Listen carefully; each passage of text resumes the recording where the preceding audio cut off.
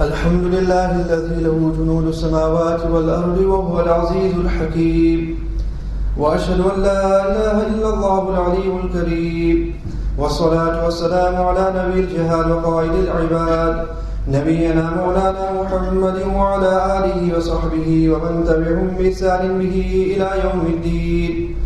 أما بعد فأعوذ بالله من الشيطان الرجيم. بسم الله الرحمن الرحيم. ولا تتبعوا خطوات الشيطان إنه لكم عدو مبين. Respectful honorable friends and my honorable mothers and sisters, all praise is due to Allah subhanahu wa ta'ala, who has enabled us to meet again for the second Ramadan. May Allah subhanahu wa ta'ala give us abundance, barakat in our lives, that we meet more often in the future.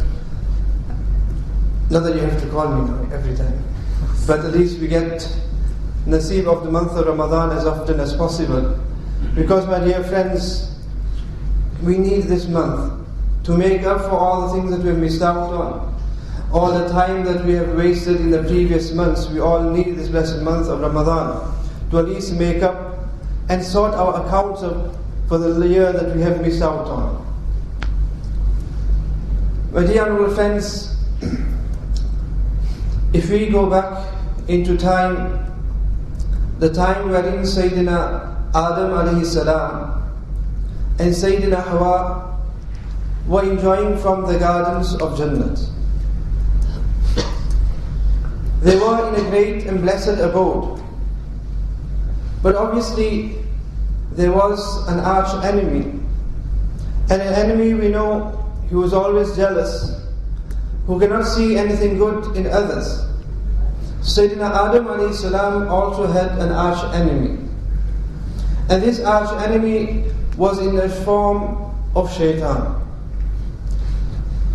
His enmity with Sayyidina Adam alayhi salam was because Allah subhanahu wa ta'ala had granted Sayyidina Adam alayhi salam great statuses, and that which he pleased, shaitan had.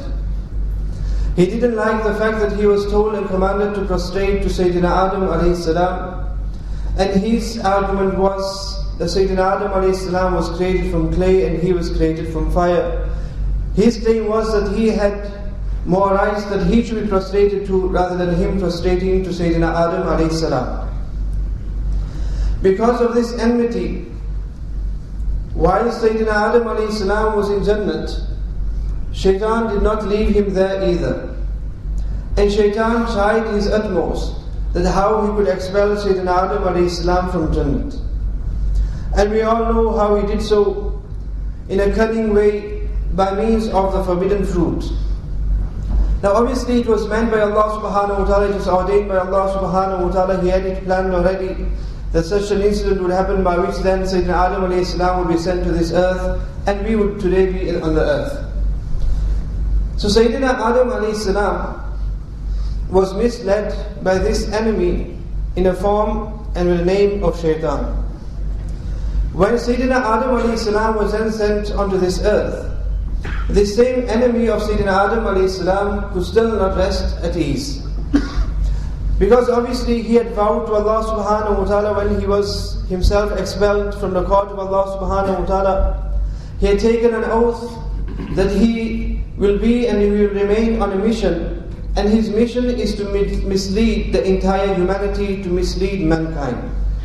So he started this off with our great-grandfather Sayyidina Adam alayhi salam in a blessed abode as that of Jannat. Thereafter, when Sayyidina Adam alayhi salam was sent to this earth, Shaitan continued to do his cunning and his planning and plot against humanity. And we find that Shaitan works, and he worked in the past also, and he'll continue to do so, in various unique methods. In methods which may not be obvious to us at many times. Shaitan is not one that will just come in front of a person in the form of a devil and just say to us that become a kafir, renounce your deen. Shaitan is too clever for that. Because after all, we have to admit, he is a bit clever up there, but not as clever as a believer. Otherwise, he would have accepted the command of Allah subhanahu wa ta'ala and he would have prostrated to Sayyidina Adam alayhi salam. As Hakim al-Matanwi rahimahullah mentions, that Shaitan, he had three characteristics in him that commenced with the letter Ayn, and he didn't possess a fourth characteristic which also commences with the letter Ayn. The characteristics that he did possess is that he was an alim, he was an abid, he was an arif. An alim he was to the extent that he knew the shariat of all the anbiya that Allah subhanahu wa ta'ala was to send to this earth. He was an abid that he had not left any space at all in the heavens where he hadn't made the ibadat of Allah subhanahu wa ta'ala.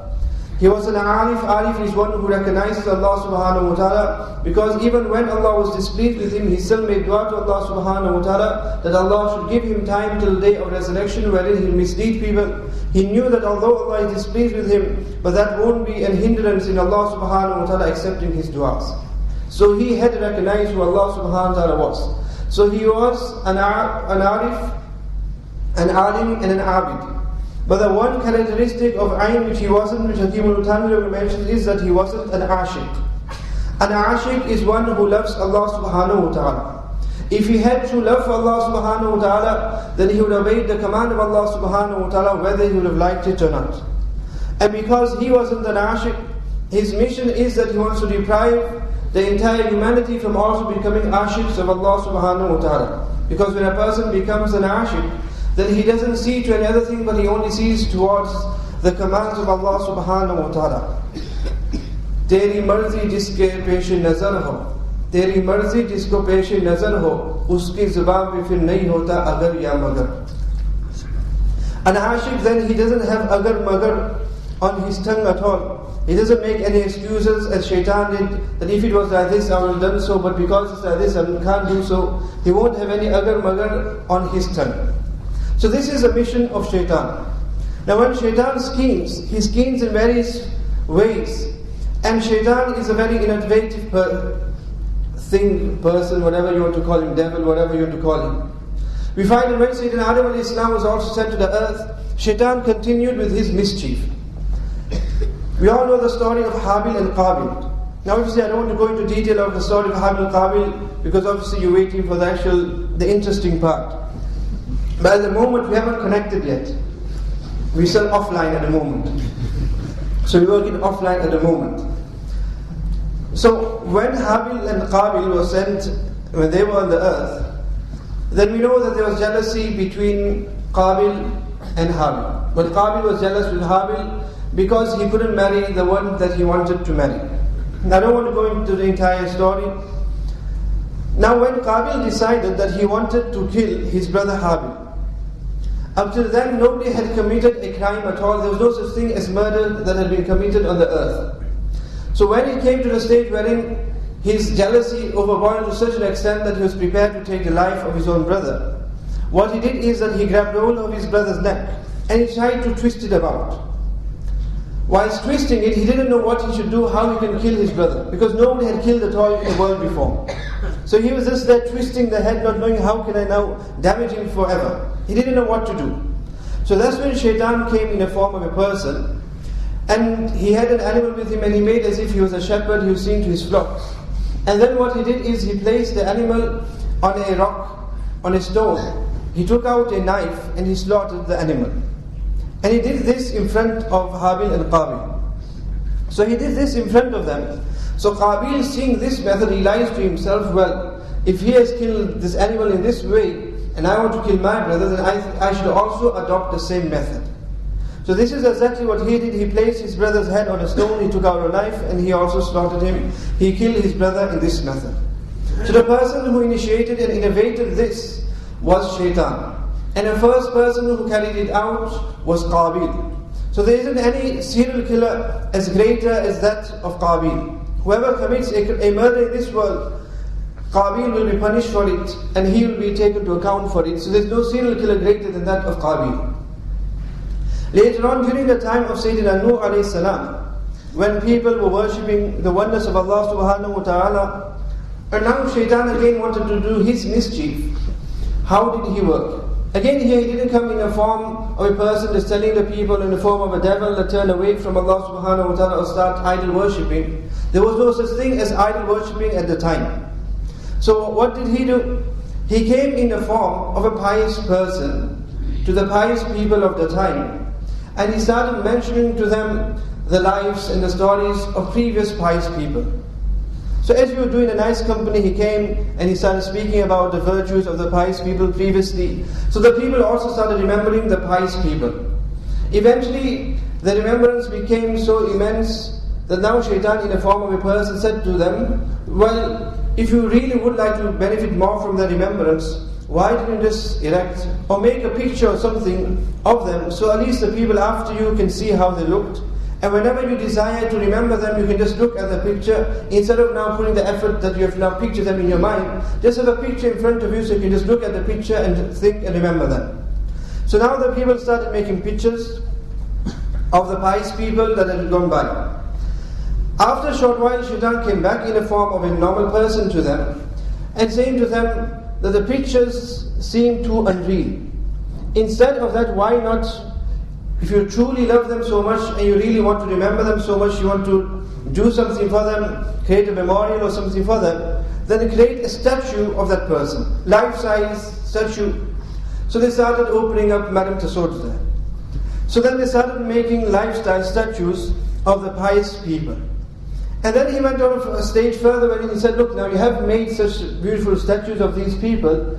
Now, obviously, if you want to present some gifts to them, you can't give them any gifts in the grave. So if you just present it to the statues, it will be as if you have presented it to them. So they started giving gifts to the statues. Further it went on wherein he started mentioning to them, look, if you have any desires and you have any du'as that you want that Allah should make qabul from you and accept from you, then why don't you go to these statues and ask Allah subhanahu wa ta'ala by means of these statues? So they went there and they started asking by means of the statues. The younger generation kept on seeing this as they saw that the elders, whenever they had a desire or the need or something, they would go to these statues and they would do something by these statues. So they got the impression that the statues were the ones who fulfilled the needs of mankind and of their fathers, etc. So the younger generation went a step further and they started worshipping the idols itself. Now you see how Shaitan works in various stages, where he just started off by thoughts in the mind, that now became a picture, when that became outdated, it became a statue, and now we find so many statues around us, colorful in color as well. Those times probably they were just normal black and white or just plain. Now in various colors and that. So this is how we worked then. When it came to the time of Sayyidina Ibrahim alayhi salam, just a few examples, and when the people had decided that now they're going to throw Sayyidina Ibrahim alayhi salam into the fire, after Sayyidina Ibrahim alayhi salam had broken and he smashed their gods to pieces. So he smashed the gods to pieces, whilst the gods could not do anything at all to hurt themselves. So when he had done this and the people had decided that we need to take revenge for our Lord, and in it they decided that Sayyidina Ibrahim alayhi salam should be thrown in the fire. And the fire was huge. It is mentioned in the books of history that they had collected the firewood for 30 days. For 30 days they collected the firewood, so one can just imagine how huge the bonfire was. We just collected a couple of days, it's so huge, imagine how huge that bonfire was. For 30 days they collected. For 7 days they kept the fire burning, so it should at least reach its intensity. And then they decided that Sayyidina Ibrahim alayhi salam should be thrown into the fire. But they didn't know how should they throw him in, as nobody desired or wanted to go close to the fire because of its great heat. So that's when Shaitan came in the form of a person, and he invented a catapult. I mean Jamaican in Arabic, a catapult. And then he said to them, if you want to get him into the fire, place him into the catapult, that will throw him into, and that will fire him into the fire. So the people then made a catapult.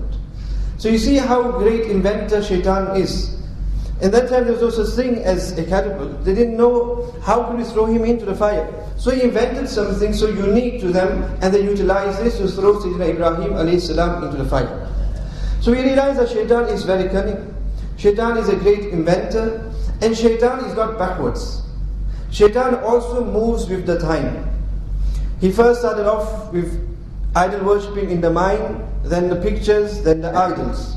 So shaitan works according to the times, he moves on with times. You find shaitan in his task, he doesn't work alone, but he has a team of other shayateen who work with him.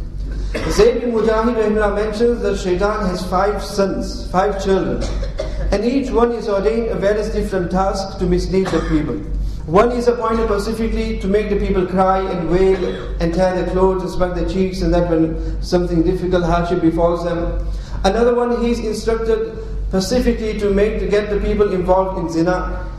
A third one is involved specifically, his duty is that when a person enters into the home, he makes the people in the home look at the faults of each other, by which then arguments occur in the house. One is involved specifically to go and travel in the markets and cause his mischief in the markets. And the fifth one, his work is specifically to spread rumors. To spread rumors, so people hear rumors and they spread it on, by which fitna is created. Elsewhere in the hadith is mentioned that every morning, Iblis, shaitan sends his troops away to go and cause mischief. And then later on in the day, they all get together and shaitan takes an account, a record of what they have done. Because obviously they're employed, so he needs to know exactly who did the best work in that. Somebody comes and says that I made a male divorce his wife. Shaitan says, okay, fair enough, that's good, but he can always marry afterwards. Another one comes and says, I made somebody disobey his parents. Shaitan says, okay, that was good, but he can always make up for it and then start making the khidmat of his parents. Another one comes and says that I have made this person commit adultery, zina. Shaitan says, that's a good job, you've done a good deed. Another person comes and says, another shaitan that made this person steal, he says, this is a good job that you have done, fair enough. And when one comes and says that I have misled the servant of Allah subhanahu wa ta'ala, the hadith says, Sayyid Abu Musa Ash'ari radiallahu ta'ala, the narrator, that when a person says to shaitan that I have misled a person from the right path, shaitan gives that person and presents him with a crown on his head. That shaitan, a crown on his head. So they also get their honors every day. So this shaitan gets his special honors by the chief shaitan, Iblis. So shaitan has his network. Realize the word network. He has his network. And just as anybody else, when a person is out hunting his prey, he needs some tools to utilize. So what does he do? First of all, he has his network of people to work with him if he can't work on his own. And along with it, he has to lay his traps. And another word for a trap which we would call a web. A spider makes its web. And an innocent fly which is just flying about gets trapped in this web. So shaitan has his network, first of all. Shaitan has his net, because to catch your prey you need a net. You leave a net out there, you'll automatically catch your prey there. And in the same way you need a web which will also do the work of entrapping people. So Allah subhanahu wa ta'ala indicates to us in today's time that this is how shaitan works. He works with a network. He works by means of a web, which is a world wide web. And he works by means of laying out the net, which is the internet. Coincidentally, isn't it, how it all coincides? So shaitan, he has now progressed much further than what we have probably expect from him. There was once a time when people innocently would have pen pals. Remember those days, pen pals in magazines and places, in schools, newsletters, and that there will be pen pals from various countries you can become pen pals with. Now obviously this was something different, times were different then. People used to take this as innocent things. You'd exchange letters with somebody, a few gifts here and there with somebody, and that's all it would lead to. Just friendship with somebody else in some other part of the world or somewhere else in the country, and that's all it would be. But obviously that didn't work too well for shaitan. So shaitan realized, look, the people today, they are progressing much further than writing letters to each other. So I need to also move with the times and invent something which is going to be much more effective than the failure of pen pal system. So what did he invent? He invented the internet and what we call today Chatroom system. And the amazing thing is, my dear friends, that if another prey is entrapped in a web or in a net, the prey, the victim, would prefer to escape and protect themselves from the net, from the web that they are in. But this net and this web of shaitan is so unique that the victim actually enjoys being entrapped in it. The victim finds so much pleasure in it that the victim now does not want to release themselves or free themselves from it. Other nets and other traps, the person wants to free themselves. But here shaitan has made it so pleasurable for a person, that a person likes the environment that he or she is in, and they prefer to remain entrapped, and this is exactly what happens. The moment a person makes his or her connection, then you find a person automatically goes into a trance. So when you hit the TT dialing tone, just imagine shaitan is now dialing into your heads, and now eventually when he says you are now connected, yes, you are connected to cyber world and cyber space.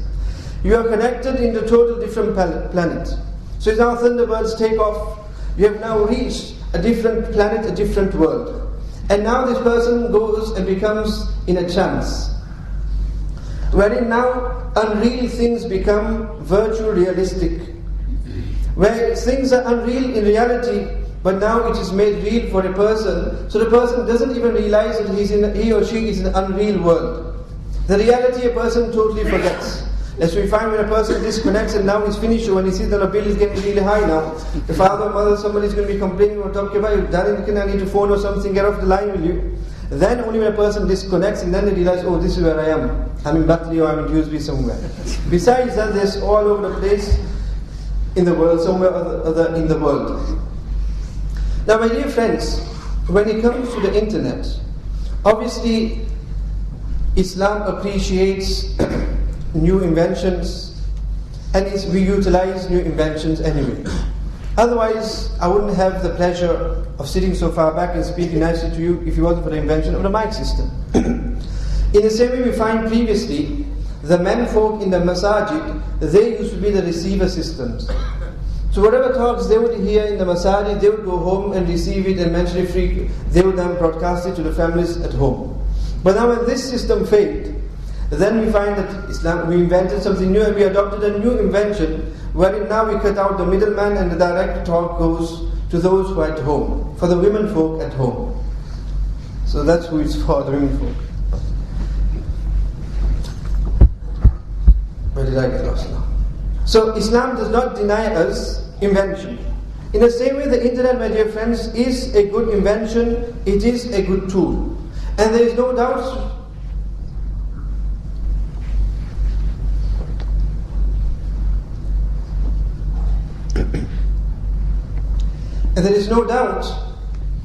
that the internet possesses a lot of pluses and minuses. For some people, they will make use of all the pluses, and for them it will be a plus. But for the majority of the people, they will utilize and make use of the minuses of the internet, and for them it becomes a minus. The internet, the person utilizes it for many things. And there's a lot of ease also in the internet. We find a person is very lazy to take the steps of going to the supermarket and buying his stuff. He just sits there online and he does all his work online. He does his shopping online. He does his banking online. So yes, there are things which have become very easy for people by means of the internet. So there is sahulat, there is good things with regards to the internet. But at the same time, my dear friends, because it is the net of shaitan, and shaitan works very cunningly, he also has to show us something good. We see the good thing and then he entraps us.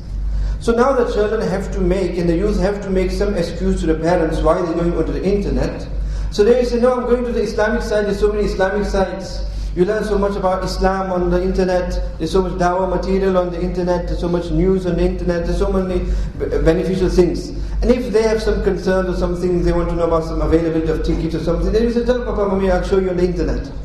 So when they sit on the internet, the Papa, Mummy think, mashallah, how clever they are doing. They are web wizards. The wizards, look how intelligent they are. We don't have a clue, we don't even have to on this thing, and look at them, they're already roaming the whole world and they're giving us flight details of all over the place, and they're getting us bargain tickets for India, Pakistan. So they told me, please, why not have the internet?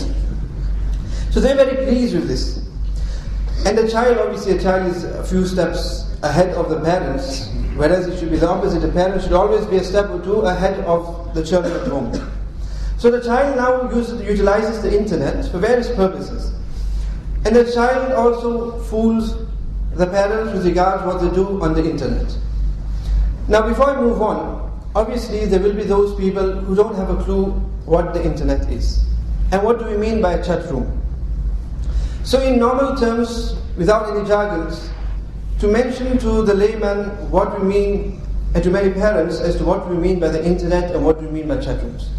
Basically the example of an internet is wherein a person brings the whole world into his living room or into his or her bedroom. The PC now has the whole world there in that box that is there. And a person, by means of a Pacific line connection, has access to all the types of information a person may want.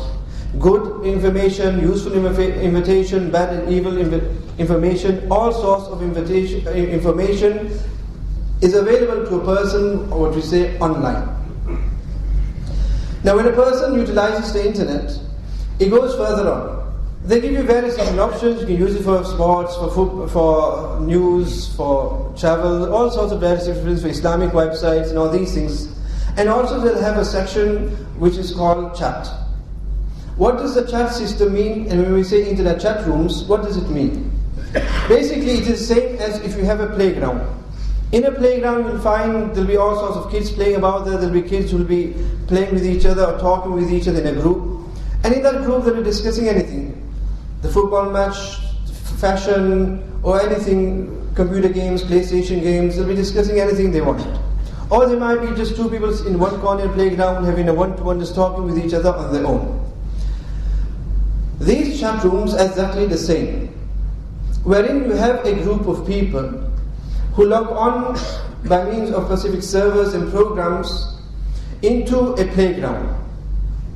Wherein now in that playground, by means of the internet, so if one person is sitting and he's logged on to the internet, there'll be 10, 15, 20 odd people who are also logged on into the internet at the same time, and they're all logged on and they're all focused towards the same playground. So although physically they'll be way apart, separated throughout the world, but they're now gathered together in one room. So chat rooms will now they've been united in one room. And now the individual, he or she, when presenting themselves, will have to make a nickname. They encourage that you use a nickname, and a person would prefer to use a nickname. So when you access and come into one of these websites, then on the right hand side, there you put in your nickname, whatever. People will deliberately put the nicknames because you don't want to get caught in these things with your true identities and your true names. So they'll make up various nicknames.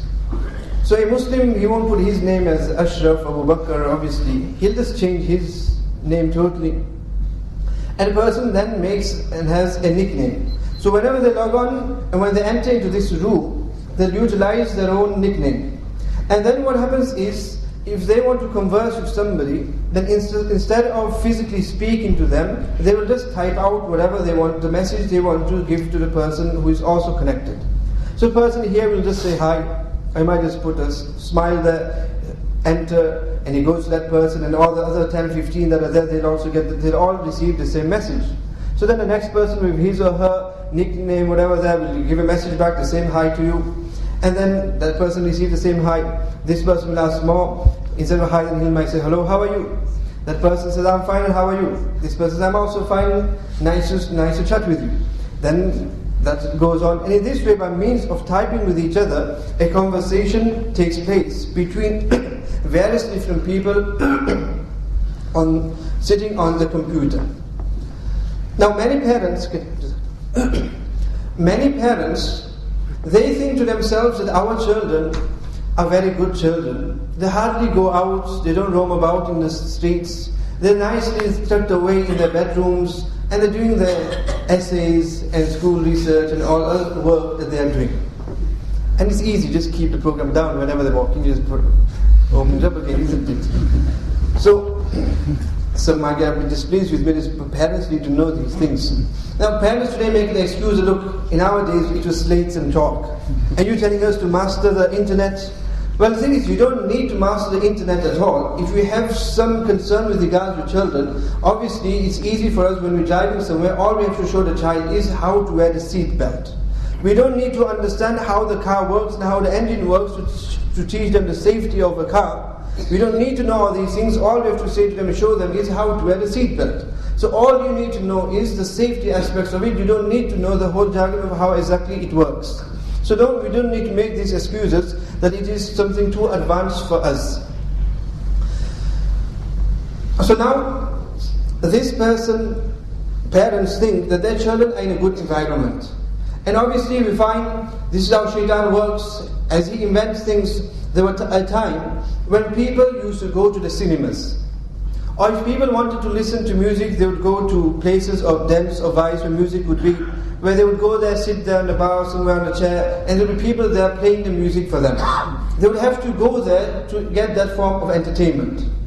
If they wanted to watch something, they would have to go to the cinemas, or in those times it was the outdoor cinemas. They would have to go there. There was no such thing as that coming into the homes. And it was something unimaginable at the time. But then Shaitan realized that this has become a bit awkward. Not everybody has the time and the money to go to these places. So let me make it so easy for them that let me now bring the fitan into the house. So then we find out today each person has his own unique cinema hall in front of him. Walk into the sitting rooms and he has his own cinema there, he has his own boosters, his own sound system there, which is unique. If he wants to entertain himself with a bit of music and that, he doesn't have to go outside to listen to it. All he has to do is just sits there and he listens to the amount of music that he wants to. And by means of the internet it becomes so easy, free of charge, you just steal things and you just download things.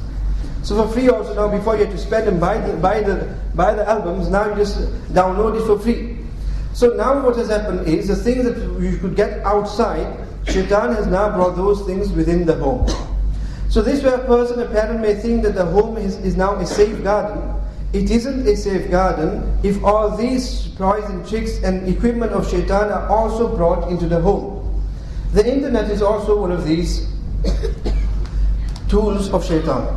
So the parents now obviously have the computer system there, it's there, and it's not in the front room, it's not where all the parents sit in that, it's always in the bedroom. Why? Because of the various excuses, we need it there in the bedroom, so if you work late and we're busy doing so much work.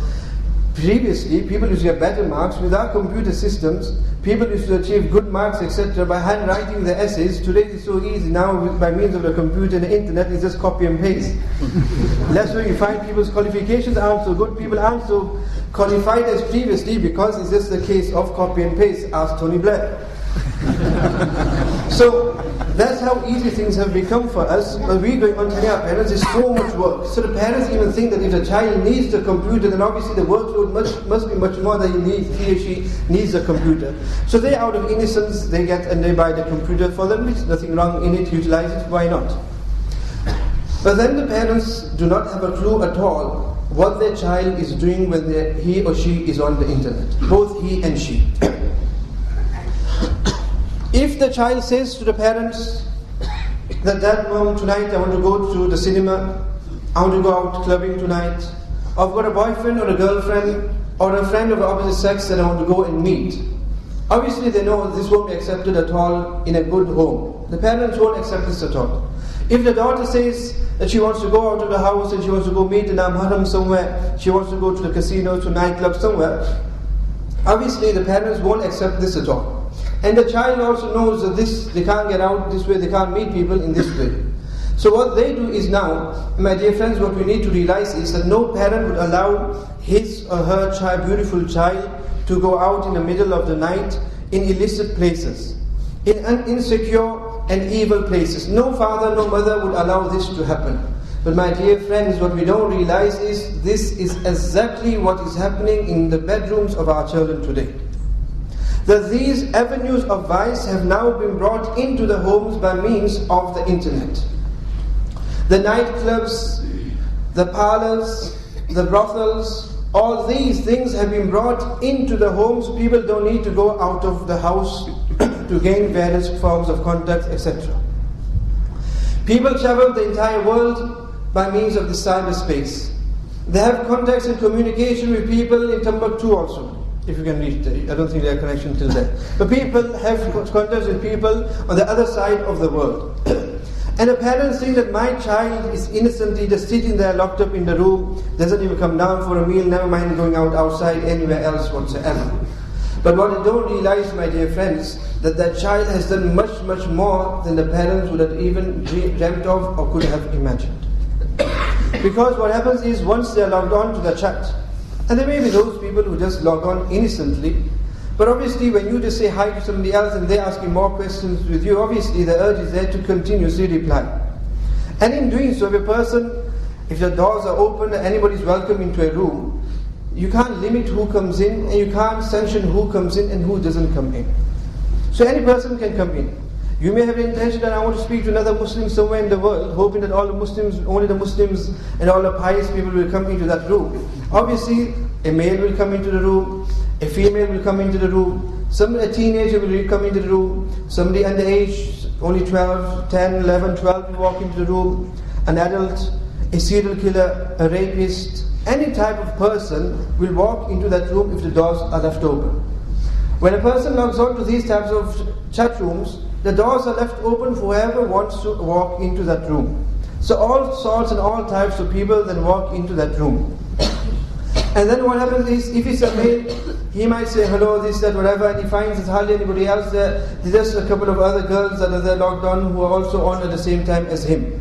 Now when he says hi, obviously whoever's there will respond to him, and then he realizes, look, if they've responded back to me something good here, obviously I don't want to let go of this catch. So then he'll also respond by communicating, let me at least try, but let's see what happens. And in doing so, he's getting nice replies, and he finds that the person on the other side seems to be really friendly. But what they don't realize is that in a normal room, at least in a playground, you can see the type of person that you're speaking to. You know whether this person is of the same age as you or not, the same gender as you are not, the same type as you are not. How the nature and the character of that person you can see in front of you. But when a person is in one of these type of chat rooms, you have no clue at all who is there, who is behind the scenes. It might be somebody who logs into a child chat room innocently, that this is underage, it's just for children to communicate with each other, talk about the Teletubbies and Thomas the Tank Engine and these things. And the child also thinks there's somebody of my age also on the other side. So 11-year-old, 10-year-old goes on to these things, telling the parents, look, it's only for 10-year-olds, I'm just communicating with friends, people of my same age.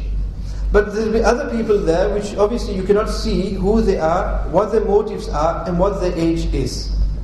So in this way what happens is communication starts. And now the communication becomes friendly communication. A person becomes enticed to the one who is communicating with them. There's a form of curiosity also, there's a form of anxiety also, excitement also, enjoyment, a new venture that who this person is. And then what happens is, you'll chat over the internet for a day or two. Then it goes on for a week, a month or so, in which obviously you can't carry on just asking each other, how are you today, how's the weather? Obviously the questions, things get deeper and deeper. In it obviously then they'll say what age you are, what sex you are, what's your likes, what's your dislikes, and these type of things. So things now become deeper and deeper. And then if a person is a bit lonely, then they might find a friend in this person. So they might start mentioning some emotional things to them, some private things to them, and that person will also respond in the same way. So now this person starts creating a link with the person that they're communicating with, and think of that person to be a friend. That this person is taking a time out to chat with me, taking a time out to listen to me, but he won't be listening, he'll be reading and writing obviously, but in the sense of listening and talking and hearing, etc. So a person now becomes attracted to whoever it is that they're communicating with. In doing so, my dear friends, as I mentioned the whole time, a person does not know who and with whom they have communication and who they are in contact with. So innocent child, now that you have different categories of people. One is you have a child who goes innocently on a child chat line. Then you might have somebody in the youth who will go on to just chat with somebody. And obviously you'll have others who have a specific motive. So there will be the innocent ones and there will be those who are there for a specific motive. Now as I mentioned, the pen pal system was a bit innocent in those days and a bit pure. Today you find all forms of communication is just to do with one thing. And that is sexual contact with one another. Today you don't find people just become friends and they just communicate with each other for the sake of communicating. They have other motives. Their prime motive is that this is my catch. eventually from dating, however, we can lead on to other things. This is the motive of everyone who goes on to these type of things. Very rarely when you find somebody who just goes for the sake of just having a laugh or just to communicate with somebody innocently as the pen pal would do. So in this way, this person is inclined towards that. The person on the other side is also inclined towards the same thing. Eventually a person becomes so friendly with that person, now after a good time of communication, the desire naturally enters into the person that you like to see who this person is who is so friendly with me. Naturally, if somebody gives some words to you, nice sympathetic words to you, you would like to know who he or she is. Then eventually the urge occurs that now let's try and meet. Let's try and meet somewhere. And then after a good lengthy period of communication over the internet, you find that boy meets girl or girl meets boy. They'll mention some shopping mall or a cinema or car park, somewhere or the other they'll make some place up where we can go and meet.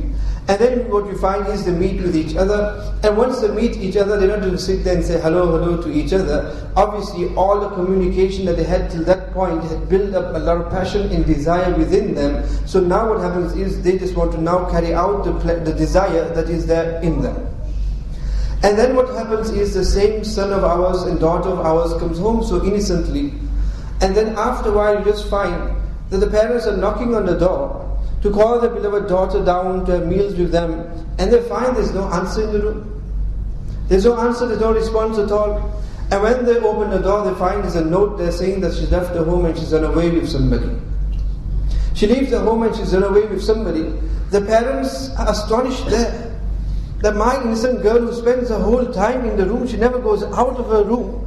How could she have met him? How could he or she have met him or her? They're astonished at how was any contact made. They were in the room the whole time. Isn't it? So they're wondering where did Jibreel come and take this person and take away or capture her. And then what they say? Like way jadoo ke like. Shaitan has invented a lot of things, but I don't know if he's still invented where a person can do that over the internet. It might be, we don't know yet. There are viruses and other things that happen anyway. So then they say, because they can't believe, they need an excuse because they can't believe what has happened under their nose in their own homes. But what they don't realize is all this was happening under their nose for many days and months, and this is what it has led to.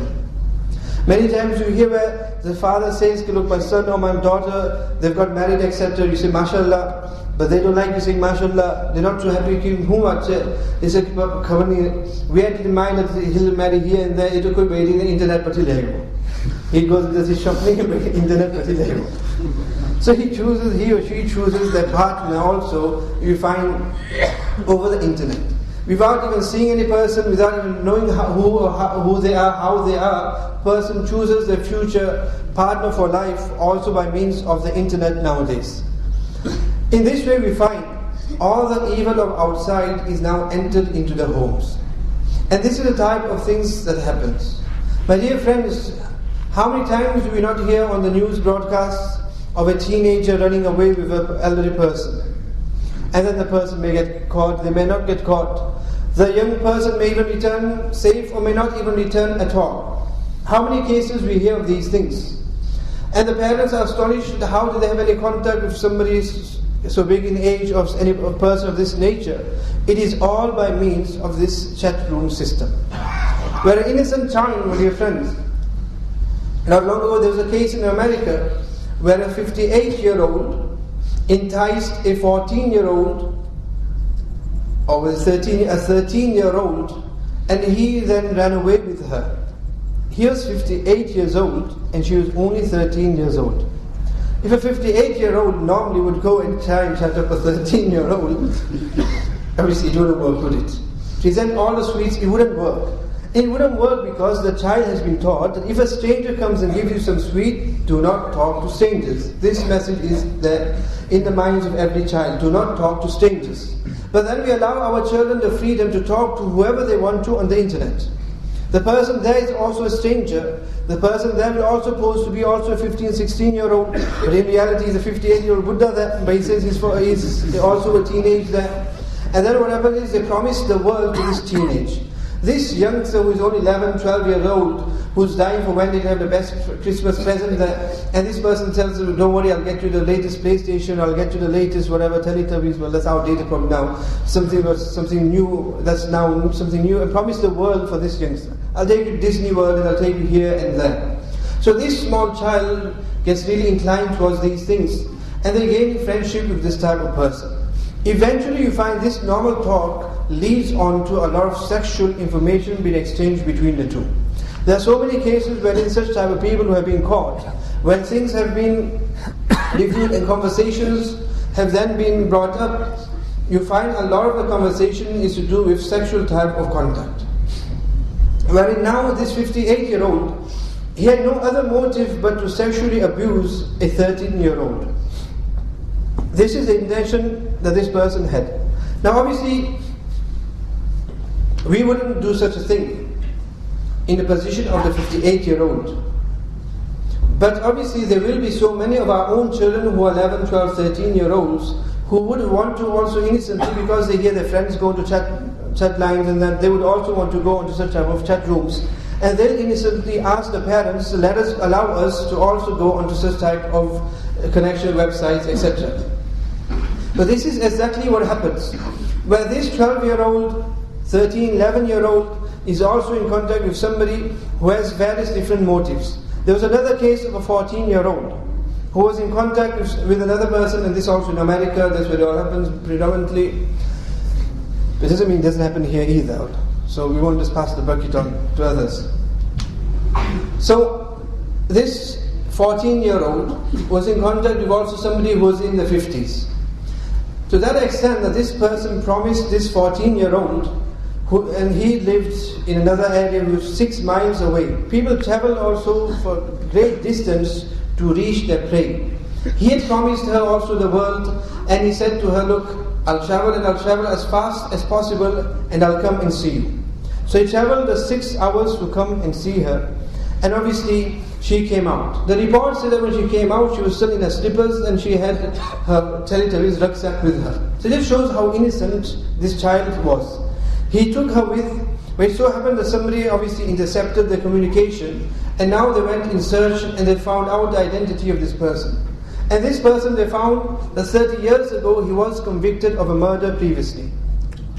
And then when they tracked him down, and when they found his vehicle, they found that in the vehicle he had a 12-inch axe, he had drugs, pills, and he had ropes in the car. And eventually, he hadn't still taken her to the hotel where he had promised, but just in the distance where they had traveled, he had already sexually abused her. So now he was convicted for so many different crimes. So obviously if it wasn't intercepted, a person who had intending of murder and killing, he would have killed her. So many cases we hear where a person goes missing for days and ends, and then we find that the bodies have been found, and the person involved is also somebody who person wouldn't have imagined. That how my child could have contact with a stranger. But this contact, my dear friends, has occurred due to the chat rooms that we have. This is where the contact has occurred, and this is where our young children, my dear friends, are taken away from us in this way. Their chastity and their honor is taken away from us in this fashion, my dear friends. On the news and that we hear many cases, and we hear the names, they may be non-Muslim names, so we feel that it's only them that do these type of things. My dear friends, unfortunately we don't wish to, but it won't be long when we hear these type of things within our own community. But in actual fact, there will be such cases, but we know we like to hide things under the carpet, so things will be hush-hush, but there will be such type of cases. Marriage cases, there's plenty of cases anyway, where a person gets married to somebody who they've been chatting with, who they found over the internet, and then obviously afterwards, when they find a person, the Jekyll and Hyde, when they find a person is somebody totally different to what they'd expected, and then obviously they cry, but now it's too late for them. Now their honor and everything has been stripped from them, and now it is too late for them. This is when young children who are very innocent go onto the internet. When it is an adult, whether it is a youngster in the youth, in the teenage, or whether it is a grown adult. And by grown adult, my dear friends, it doesn't mean now that if a person is married with children and he is now grown up and that he is fine, he is free from this malady, he is okay if he or she goes onto the internet, my dear friends. But there are so many cases wherein a person has an affair with somebody else, cyber affair. Cyber affair with somebody over the internet. He's happily married, etc. His wife may think he's there and he's doing some work. Or the husband may think that she's doing some work, etc. She's designing some clothes or something on the computer. Whereas, my dear friends, she's designing other things to please somebody else on the other side who she has connection with. These are the types of things that are happening, and relationships, marriages are breaking because of this. Whereas both would think that my husband is with me all the time in the home. The husband thinks that my wife is with me all the time in the home. Neither does he go out, neither does she go out. She doesn't go in mixed gatherings. Neither does he go and intermingle with somebody of the opposite sex. But then you find this is how they are intermingling with each other without any person knowing. And then all sorts of relationships occur. Illicit relationships occur. How many homes are destroyed because of these types of chat rooms, my dear friends? Now what do we need to do? First of all, as parents, it is our task that if we have internet connections, make sure you have such type of softwares wherein you can put it into such type of modes wherein all sorts of evil and pornography and these type of things are blocked. Have these type of security and blockage that is there. So at least your child does not go onto such types of websites. And my dear friends, the internet we know is open. There's no restrictions, you can put whatever you want on it. You can put whatever you want on it, my dear friends, and there's all sorts of things that are there on it. There are times when a person doesn't want to see it, also a person will be forced to see it by means of these various pop-ups we all know of. So a person should utilize this type of softwares which block these type of things, and monitor your children and your child when they are on the internet. So then fair enough, we will get the computer for you, but instead of having it in the bedroom, we'll have it in the living room. So we'll be sitting there also in the living room, you do your work, nobody will stop you doing your essays, nobody's going to say that to get off the computer. You do your essays, work as much as you want, as long as you're doing your homework, etc. If you need some information, encyclopedias and all sorts of information, you need to do some Google search, do it in front of us. So we know exactly what you are searching and what you are going on. So parents should be alert and keep an eye on what the children are doing on the internet. Do not just give it to them and let them do things on their own. If it so happens that there are times that they are on the internet when you are not on the internet, then a simple thing that you can also do is, as long as the child isn't a step further than you, is whilst they're on the internet, there might be a slot there which says history. Click on the history, and there it will give you the days and what type of websites they have gone on. Look into there and see, and keep an eye on what type of websites your child is going on. And make it obvious to the child also that for their safety, not that you keep an eye on them, you bring on the backs, but for their own safety, make them aware of the dangers that are there. Make them aware of such types of incidents where youngsters, teenagers are taken away and they're brutally murdered and killed and raped and these things. Make it aware to them that they are strangers. Just the way in a park, in a street, in a playground, you won't talk to strangers. On the computer also, you should not communicate with strangers either. Mention this to them. And keep an eye on what they go on, so at least they also know that my parents do keep an eye on me, so they will keep things kosher on the internet. You'll find then the internet will become a minus for those children. And you will also be at ease knowing what your child goes on. So now at least parents, even if you don't know what the on button is on the computer, don't worry about that. When the child is logged on, and you know obviously when the child is logged on, because when you use the phone, you can't use the phone. So you know exactly when the child is logged on. Just go there, sit there and show me how you browse a bit, show me how you utilize it, how you connect things and that. Although the child may think, if I show my father, then he'll be sitting on it the whole time. So just ask them to show a bit of interest in what they're doing. And do it in a manner wherein now you're sharing some work with them. So they also feel that my parents here are aware of what I'm doing and they're sharing in with me the type of work that I'm doing. There's emails also. Just go and ask them to show me whose emails is there. Go into the inbox and see whose emails that are coming or not. If they delete anything, go into delete box, see if there's anything there in the recycle bin. You can find things there. And look and just keep an eye every now and then so you are aware, at least you are a step ahead of what your child is doing. And with regards to internet, my dear friends, it is a great tool.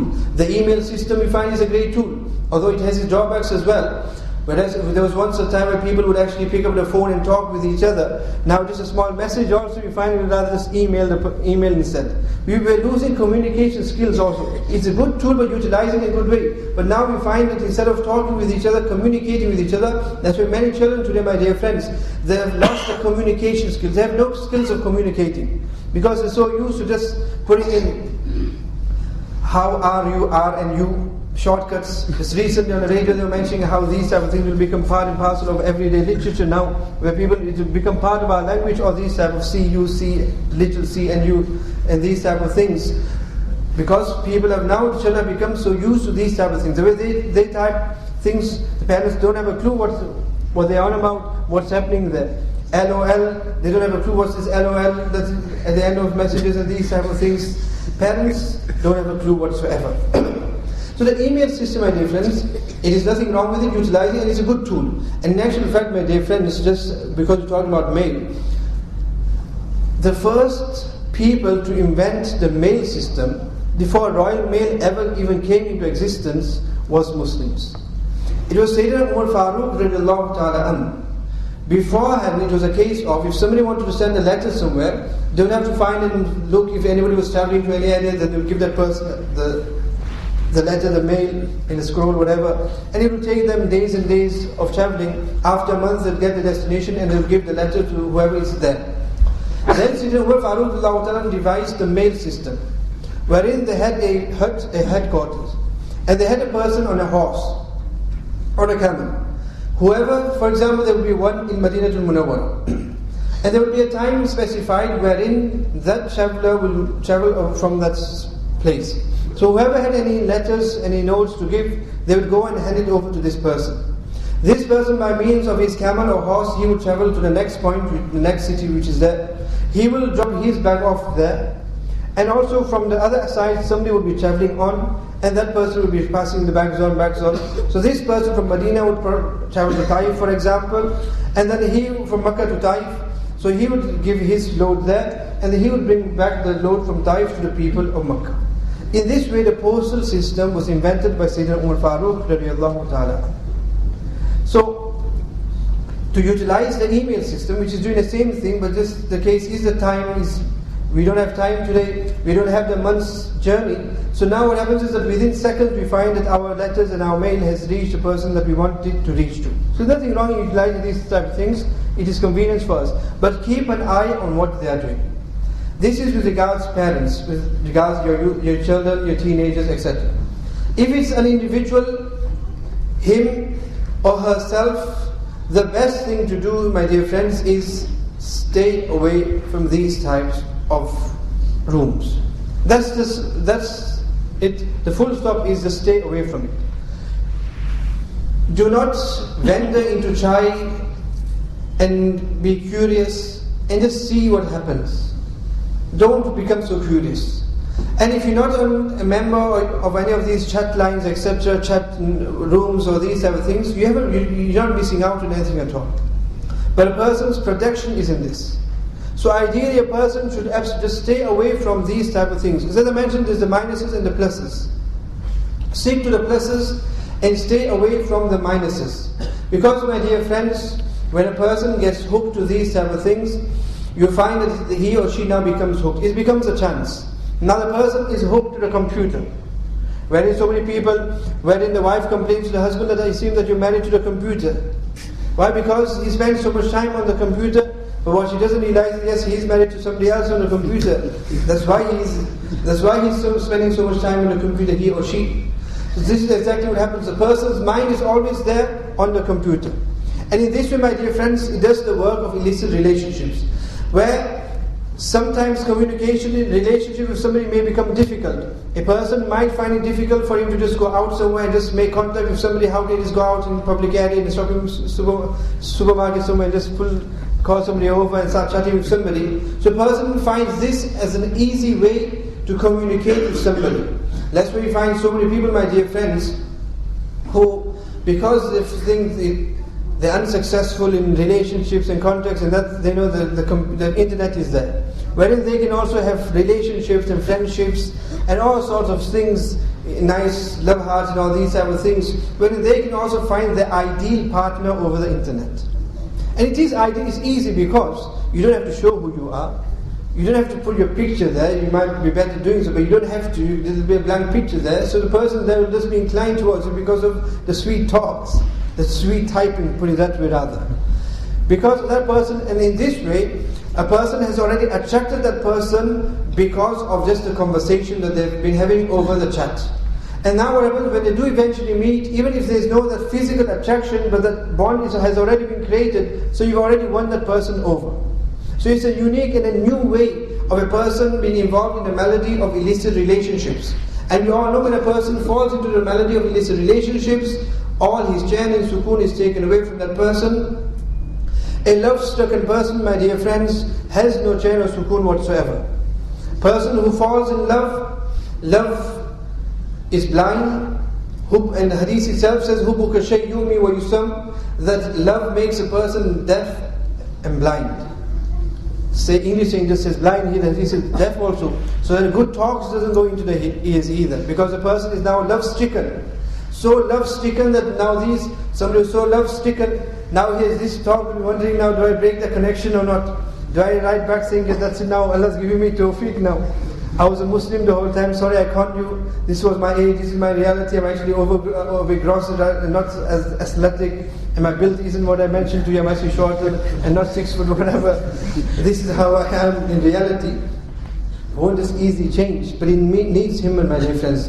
It needs himmat wherein a person now stays away from it. Because, my dear friends, besides all the physical harms that lies within it, the greatest harm that there is in it for a believer is that when he is connected here, he is disconnected here. When he connects there, he is disconnected here. This is the biggest harm, my dear friends, for a believer.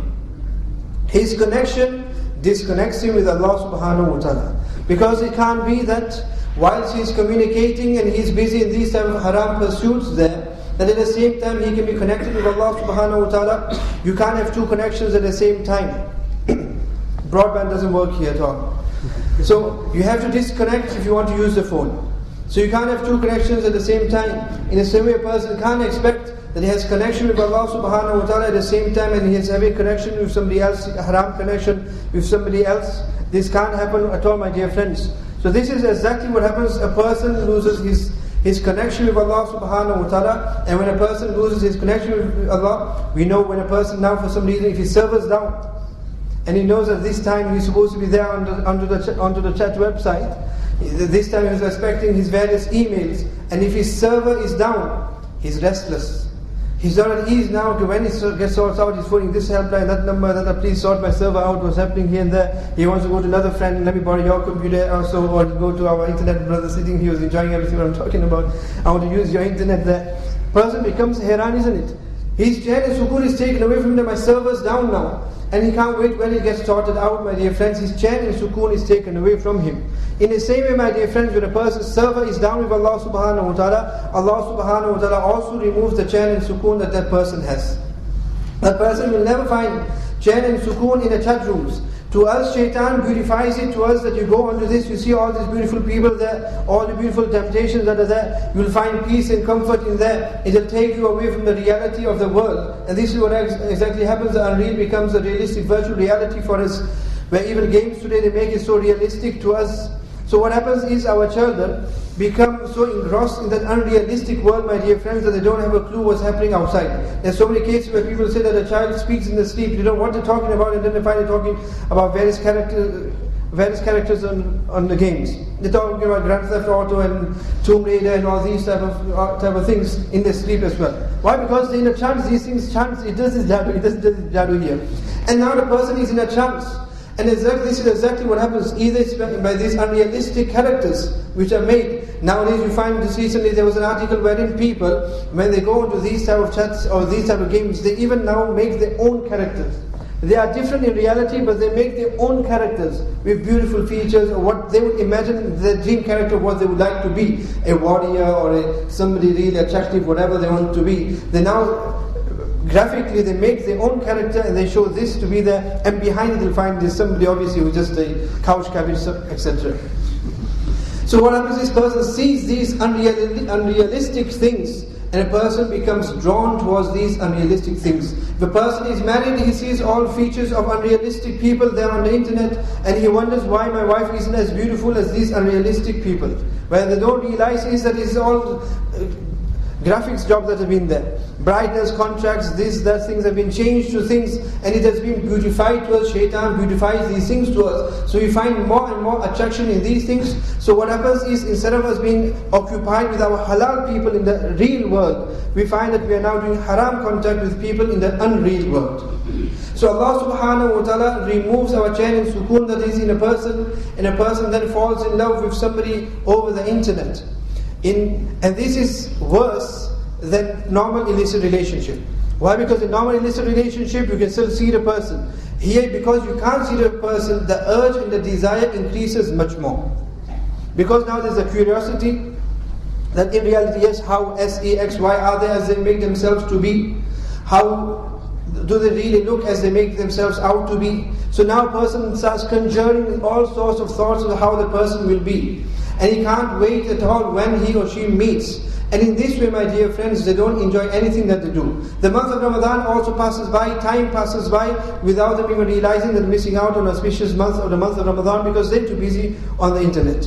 Whilst others are going for the Tarawih Salah, they are there, the father's now out of the house, the mother's also reading her Salah, I'm busy doing my homework, but they're busy doing their chatting away on the internet. So dear friends, what we find, and another very great harm of it is, and I won't take up too much time, although I'm making use of the extra hour that we have. The extra hour on the clock, that is. Not by in real life. So if anybody thinks that tomorrow iftar is a bit early, mashallah, the fasts are less, in reality it's not less at all. The hours are still the same. If you don't change your clocks, it will be exactly the same next tomorrow anyway. So you're not getting an extra hour in your lives anyway. But the extra time on the clock, we go according to the clock, so let's make use of that. But not too much also, my dear friends. Some may be waiting for their connection. And I might stay online with me for now. Stay online with me for now. And greater than that is, my dear friends, build connection with Allah subhanahu wa ta'ala. So you're online with Allah subhanahu wa ta'ala all the time. You won't get any notices that you want to disconnect now or not. You won't get any bills either. You won't need any different networks or service. The only network and server you will need is the company of a wali of Allah subhanahu wa ta'ala. The pious relationship that you have with somebody, that will work as your network. So connect yourself through that network, and then you'll have your connection with Allah subhanahu wa ta'ala, and then you can have your chat with Allah subhanahu wa ta'ala, have your one-to-one with Allah subhanahu wa ta'ala as much as you want. That connection is the best connection. That connection is the most worthy connection. That connection, nobody will complain. The wife won't complain, the husband won't complain. Children won't complain, the Maulanas won't complain. We won't have any bayans against this type of connection either. There won't be any harms in this whatsoever, my dear friends, but there will be only goodness for a person in this form of connection. So rather, instead of us vying to try and make this type of connection, why do we not try that how we can make a connection with Allah subhanahu wa ta'ala instead, my dear friends? And when we have a connection with Allah subhanahu wa ta'ala, we have the entire world's pleasure that we want. By means of this connection here, we want the internet there in our homes, so we think we can have all the pleasures of the world there in front of us, but what we don't realize, my dear friends, if the server is down, we don't have anything at all. But if a person has connection with Allah subhanahu wa ta'ala, then he has the entire world that he wants there in his heart. The entire world has now come into his heart, because agar tu ek mera to sab kuch mera, zameen meri falak meri, agar tu ek nahi mera to koi shay nahi meri. If you one alone is mine, then everything is mine. If our connection with Allah is connected, my dear friends, then everything becomes ours. He one alone is ours. The heaven and the earth is ours. Whatever is in the heaven and the earth, it also becomes ours. Agar tu ek nahi mera to koi shay nahi meri. If you do not have connection with Allah subhanahu wa ta'ala, if our server with Allah subhanahu wa ta'ala is down, my dear friends, then we don't have anything at all. This is the connection in reality that we need, my dear friends. And wallahi, my dear friends, whoever has a connection with Allah subhanahu wa ta'ala, the pleasure that he and she will gain will definitely outweigh the pleasure that a person may think that he or she gains by means of the internet. But you only get that when you disconnect and you connect here, then only will you perceive this. At the moment, shaitan has entrapped us in such a way that we think the pleasure is only in this.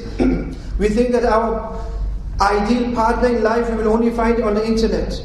Our pleasure and our desires can only be fulfilled by means of the internet. We see all the attractions that is there on the internet, all the various games that you can download, all the various software, these things that you can download, the various haram mobile phones that you can download from the internet. All these temptations are always there. Whatever happens today, if you have anything you want, you don't have to go anywhere, everything is just there on the internet.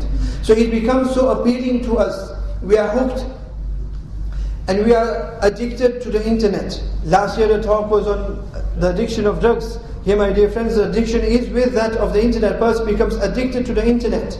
So here, my dear friends, the person thinks that his chan and his sukoon, he thinks his pleasure is there in the colorful things that he sees in the internet. But what he doesn't realize is that his true enjoyment and true pleasure is in the pleasure of Allah subhanahu wa ta'ala. And a person, my dear friends, those who may think that they can't find a good partner in this as it is now, so they need to go on various matrimonial sites, they need to go to these type of friend finder, partner finder sites and these type of things, my dear friends. If you have a connection with Allah subhanahu wa ta'ala, He will definitely attach you with the one who is meant for you. And that person will be halal for you as well. That person will be good for you as well. Whereas here the person won't be good for you at all. And the connection, my dear friends, won't be a good connection either. And then a person will regret with who he or she has then become involved in. So my dear friends, this connection here disconnects us with Allah subhanahu wa ta'ala, which is very detrimental for us. And the other thing also is, my dear friends, it wastes so much time of ours. Person sits and it'll just be there 5 minutes, 5 minutes become 5 hours. We all know how much time a person spends on it. He becomes addicted to it. Time goes by, my dear friends. As it is, we're always complaining how time flies anyway. We're always talking time flies, and we know that we can't do so much. So why waste so much time, waste so much of our life on the internet, my dear friends? Especially the valuable youth, my dear friends. The ploy and the plot is that the youth, my dear friends, they lose and they destroy and waste their youth over these type of pursuits, my dear friends. Let us value the youth that Allah subhanahu wa ta'ala has given us, and let us value the time that Allah subhanahu wa ta'ala has given us, and let us not waste time on these type of things. And I'll end off on just one short incident, my dear friends, to do with time. To remind me also of time. I know you're all thinking of time now, that this connection is a bit too long here now. But there won't be any charge. Allah subhanahu wa ta'ala in the Quran says, Wal Asr. And He takes an oath on time. Now a person may wonder, why would Allah subhanahu wa ta'ala take an oath on time? Sayyidina Hasan Basri rahimahullah, on one occasion, he was pondering with regards to this verse of the Quran, that why has Allah taken an oath on time from all things? Pondering over this, he started walking in the bazaar of Madinatul Munawwara. Whilst walking by, he found there was one person, a merchant, and he was calling out to the people and saying to them, Irhamu man yazuba ra'su malihi. He was saying to the people that have mercy upon the one whose merchandise is melting. So he went to see what is he selling, and he found that this person was selling ice. In those days he was selling blocks of ice. So he was selling a block of ice. So he's saying to the people that come and buy from me, have mercy upon me, because my merchandise is melting. Others, if their goods are not sold, they'll pack it up in their cars and they'll bring it the next day and put it out again. It can be sold on a later date. But my merchandise is such that as the time goes, my merchandise is also melting away. So he's saying, have mercy upon the one whose merchandise is melting. See, the Hasan Basri mentioned that immediately understood the full purport of this verse, Wal Asri, that Allah subhanahu wa ta'ala took an oath on time, because time is also like this person's merchandise, it is also melting away. Every time we waste our time on these type of websites and chat rooms and on the internet, my dear friends, our lives are also melting away. To that extent, dear friends, a time will come when a person then dies in front of the internet. By this it means he's wasted his whole time, his whole life just on these type of fantasy in an unrealistic world, my dear friends. We need to come out of this unrealistic world and come into the world of reality, my dear friends. May Allah subhanahu wa ta'ala give us all the tawfiq to understand whatever has been said to us, and may give us tawfiq to understand the ploys of shaitan, and be able to utilize this tool in a positive way and in a good manner. You are now disconnected.